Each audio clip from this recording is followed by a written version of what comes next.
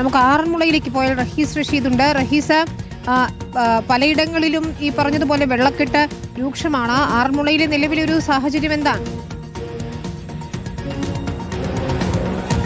വിനിത, നമ്മൾ നിൽക്കുന്ന ആറന്മുള ജംഗ്ഷനിൽ ടൗണിൽ 3-4 ദിവസമായി ആറന്മുളയിലെത്തിയ നമ്മൾ ആദ്യമായിട്ടാണ് വരുന്നത്. ഇതിൻ്റെ 4 ചുറ്റുപാടും വെള്ളമാണ്, ഇപ്പോഴും വെള്ളമാണ്. പക്ഷെ കാറ് കയറി വരാൻ പറ്റുന്ന തരത്തിൽ വെള്ളം ഇറങ്ങിയിട്ടുണ്ട്. ഇവിടുന്ന് ഇടതുവശത്തോട്ട് പോയാൽ ചെങ്ങന്നൂരിലേക്ക് പോകാം, നേരെ പോയാൽ ആറന്മുള പാർത്ഥസാരഥി ക്ഷേത്രത്തിലേക്ക് പോകാം, അങ്ങോട്ട് പോയാൽ പന്തളത്തിലേക്കാണ് പോകുന്നത്. ആ റോഡിലെല്ലാം ഇതാണ് കൃത്യമായി പറഞ്ഞാൽ ആറന്മുള ജംഗ്ഷൻ. ഇതുവരെ നമ്മൾ ആറന്മുളയുടെ മറ്റു പല ഭാഗങ്ങളിൽ നിന്നായിരുന്നു ആറന്മുളയുടെ കാര്യങ്ങൾ പറഞ്ഞുകൊണ്ടിരുന്നത്. ഇപ്പോഴാണ് ഇങ്ങോട്ടത് എത്താൻ പറ്റിയത്.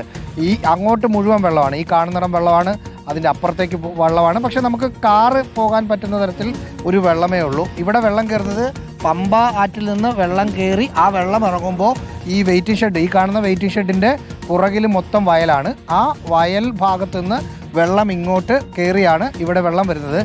നിങ്ങൾ ഇപ്പോൾ വരുന്നുണ്ട്, മീൻ പിടിക്കാൻ പോയോ? അല്ല, വലയൊക്കെ കണ്ടോണ്ട് ചോദിച്ചാ?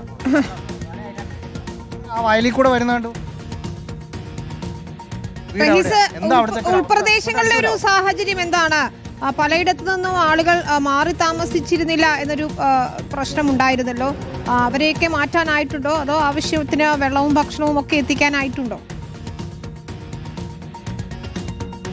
വിനിത, ഉൾപ്രദേശം എന്ന് പറയുന്നത് ഇവിടുന്ന് അങ്ങോട്ട് കിടക്കുന്ന ഒരു സ്ഥലമാണ്. ആറന്മുളയുടെ ഇടശ്ശേരിക്കര എന്ന് പറയുന്ന സ്ഥലമാണ് ഉൾപ്രദേശം ഉള്ളത്. ഏതാണ്ട് മൊത്തം അതിൻ്റെ അകത്തേക്ക് ഇന്നും നമ്മൾ ഈ രക്ഷാപ്രവർത്തകർക്കൊപ്പം അല്ലെങ്കിൽ ജനപ്രതിനിധികൾക്കൊപ്പം ഉൾപ്രദേശത്തെ പല സ്ഥലത്തും പോയി. ഇന്ന് പോയപ്പോൾ കണ്ട കാഴ്ച കഴിഞ്ഞ ദിവസത്തേക്കാൾ വ്യത്യസ്തം എന്ന് പറയുമ്പോൾ ആളുകൾ വീട് വിട്ട് പുറത്തേക്ക് വരാൻ റെഡിയില്ല. 2ാം നിലയിൽ അവർ നിൽക്കുകയാണ്.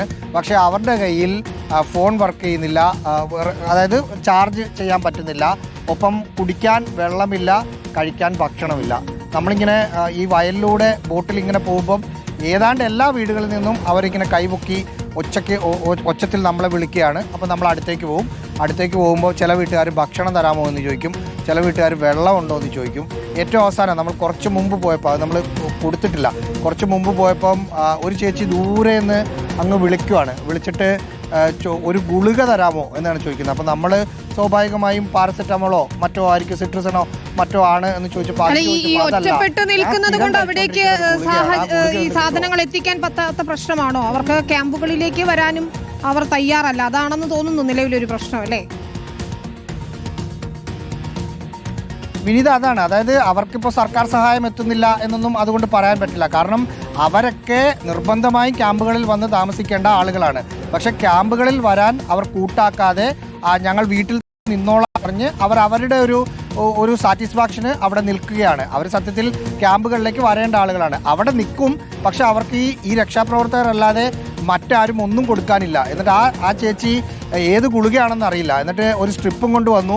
ആ സ്ട്രിപ്പ് രക്ഷാപ്രവർത്തകരുടെ കയ്യിൽ കൊടുത്തു. നമ്മളിവിടെ പഞ്ചായത്ത് അംഗമൊക്കെ ഉണ്ടായിരുന്നു. അവർ അത് പോയി വാങ്ങിച്ചു കൊണ്ട് ഇപ്പോൾ തിരിച്ചു കൊണ്ട് കൊടുത്തിട്ടുണ്ടാവും. ആ രീതിയിലാണ് ഓരോ സ്ഥലത്തും. ഒരിടത്തൊരു ചേട്ടൻ വന്നിട്ട് മെഴുകുതിരി തീർന്നുപോയി, കറണ്ടില്ല, വീട്ടിൽ കുറച്ച് മെഴുകുതിരി ഉണ്ടായിരുന്നു, അത് തീർന്നുപോയി, ഒരു മെഴുകുതിരി കുറച്ച് എത്തിക്കാൻ പറ്റുമോ എന്ന് ചോദിച്ചു. അപ്പോഴും രക്ഷാപ്രവർത്തകർ സ്വാഭാവികമായും അവരെ നിർബന്ധിച്ച് ക്യാമ്പുകളിലേക്ക് കൊണ്ടുവരാൻ ചില പരിമിതികളുണ്ട്. അതുകൊണ്ട് അവർക്കുള്ള മെഴുകുതിരിയുമായിട്ട് ഇപ്പോൾ ഒരു ടീം പോയിട്ടുണ്ട്. ഉൾപ്രദേശം എല്ലാം വെള്ളത്തിൽ തന്നെയാണ്. പക്ഷേ കഴിഞ്ഞ ദിവസം വെച്ച് നോക്കുമ്പോൾ വെള്ളം കുറച്ച് ഇറങ്ങി തുടങ്ങിയിട്ടുണ്ട്. അത് ഇറങ്ങി തുടങ്ങി എന്ന് പറയുമ്പം ഈ റോഡുകളിലൊക്കെ ഇതാണ് അവസ്ഥ. എങ്കിലും കഴിഞ്ഞ ദിവസത്തേക്കാൾ കുറച്ചുകൂടി ഭേദമാണെന്ന് പറയാൻ വേണ്ടി അത് ആശ്വാസകരം തന്നെയാണ്. പക്ഷേ നമ്മൾ ഇന്നലെയും കണ്ടതാണ്, പലയിടങ്ങളിൽ നിന്നും ആളുകൾ ഒഴിഞ്ഞു പോകാൻ തയ്യാറാകാത്തത് മൂലമുള്ളൊരു പ്രതിസന്ധിയുണ്ട്. അതുകൊണ്ടാണ് അവർക്ക് വെള്ളവും ഭക്ഷണവും പലയിടങ്ങളിലും എത്താത്തത്. നേരത്തെ റോഷിബ റിപ്പോർട്ട് ചെയ്യുന്നുണ്ടായിരുന്നു, 5ഉം 6ഉം തവണയൊക്കെയാണ് മത്സ്യത്തൊഴിലാളികൾ അല്ലെങ്കിൽ രക്ഷാപ്രവർത്തകരൊക്കെ ഈ മേഖലയിലേക്ക് തോണികളിലുമൊക്കെയായി എത്തിയത്. പക്ഷേ പലരും 2ാം നിലയിൽ കഴിച്ചുകൂട്ടാം എന്ന് തീരുമാനിക്കുകയായിരുന്നു. പക്ഷെ ഇതാണ് പ്രശ്നം, അവിടേക്ക് സാധനങ്ങൾ എത്തിക്കുന്നതിന് പലപ്പോഴും പരിമിതിയുണ്ട്. കാരണം ഏതൊക്കെ വീട്ടിൽ ആരൊക്കെ ഉണ്ട് എന്നതുകൂടി അറിയാൻ ബുദ്ധിമുട്ടുണ്ട്.